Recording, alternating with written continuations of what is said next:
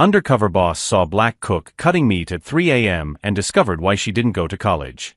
The sharp sound of the knife against the cutting board echoed through the empty restaurant like a relentless metronome. Thack, thack, thack. Each precise stroke, each perfect cut, executed with an accuracy that bordered on artistry. David Mitchell adjusted his janitor's cap and peered through the crack in the kitchen door.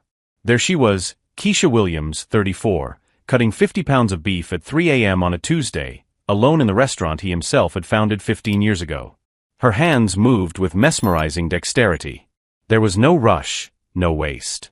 Each movement calculated with the expertise of someone who had turned necessity into mastery.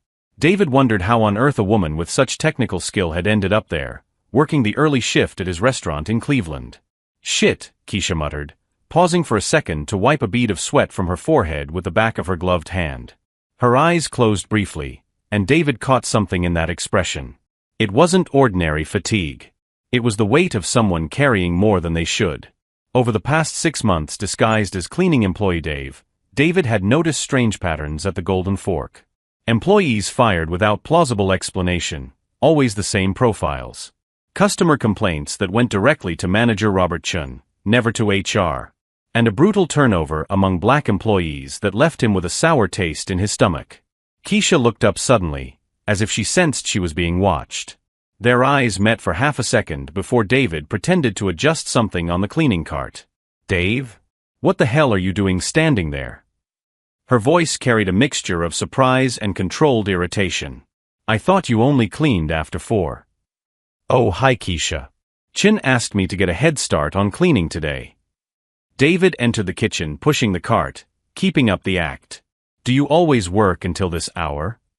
Keisha went back to cutting, but David noticed that her movements became slightly more tense. "Someone has to prepare this meat for lunch. Chin doesn't like it when it's left to the last minute." It was a lie, and they both knew it. The standard protocol was to prepare the meat the next morning. David knew every procedure in the restaurant.